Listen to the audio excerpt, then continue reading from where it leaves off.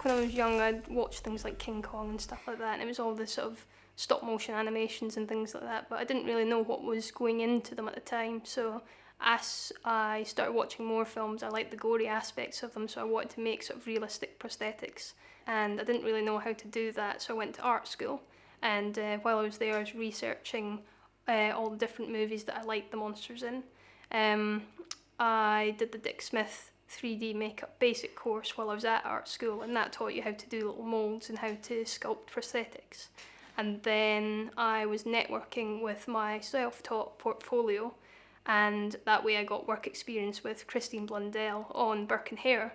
After that, I was looking to move into prosthetics, and I started on Dark Shadows with Joel Harlow and Christian Mallet, and I was a trainee there, so I got to work in the workshop and help apply some of the werewolf makeups on set.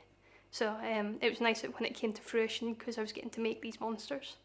When I was looking at the different artists that I liked, I did my art degree on my dissertation on the zombie makeups of Tom Savini for the George Romero films and how they compared to the CGI versions. But as I got more and more into it, I was looking at people like Mark Cooley, who's doing very realistic prosthetics. So that interested me greatly because you saw how someone was transforming one person into someone that looked completely different but still believable. I worked with Barry when I was still a trainee back on Dark Shadows, and he was sculpting, and I've always kept in touch with him afterwards as I've gone off to do other things. He asked me back last summer to go off to New York with him and John to do a life cast, a full body cast. So that was the first time I'd worked with him since, which was several years later. I also came on season 6 to do the Children of the Forest makeups for Game of Thrones, which was full body makeup, so that was the first time I'd worked with them after that. Since then, after being on set, I came to work in the Silicone department, which meant I could work on the pre-production and shooting, which was great. So these are hand moulds of one of our body moulds. So these have been life cast and moulded from someone's actual hands. For these specifically, you have armature wire inside, so this is looped round to give it strength so that the arm doesn't just flop with the silicone. What we do is we suspend the armature with fishing line right through it, and then we mix up a colour for the silicone. So we try to find a colour that we want. It can either be sort of dead tones, or if it's going onto a body that's supposed to be someone who's recently been alive, it's a little bit more warm. And then we pour up the silicone solid within the void there. Once that comes out, the edges get seamed and trimmed, and then they start to art finish them in the painting department. I think the most challenging and enjoyable project I've worked on has been Game of Thrones, because there's such a variety of the things I've done for it, from the application on set to the making of the silicone pieces, and there's such a variety within the pieces we have to make, from realistic burns to the White Walkers.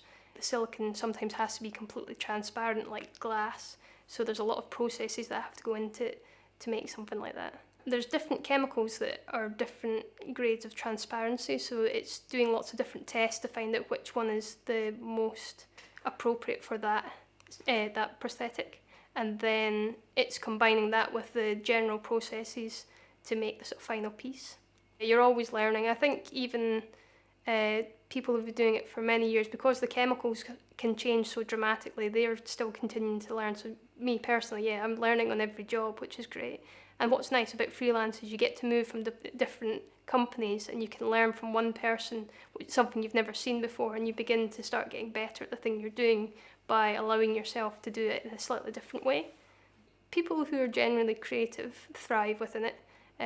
You don't have to be an expert initially at all the different areas. You can learn that as you go along, as long as you're patient and you practice. So just being a good person to be around and fun in the workshop is always a great help.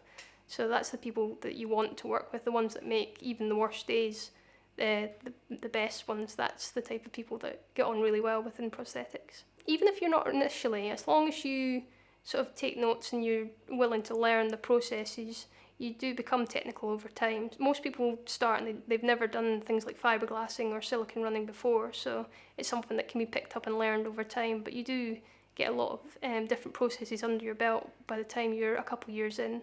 because lots of people do move about quite a lot within the department. My best advice would be just to practice at home initially. Do things like drawing and just try show what you're interested in, and then when you approach different bosses you can say, well, I'm not great yet, but how would you improve this makeup?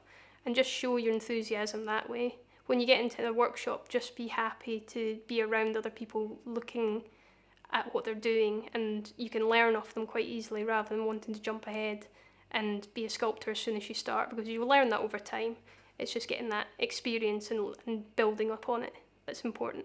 I think there's quite a impression that it's going to be quite a glamorous life on set all the time, and I didn't have that expectation, but I know a lot of people do. The only thing I'd say otherwise is I wish I knew that I should have learnt to drive when I was 17, because I took it until I was in my 20s, and because a lot of the film studios are quite far out, or the workshops are quite far out, I would spend several hours a day trying to go by public transport, and that's just a nightmare.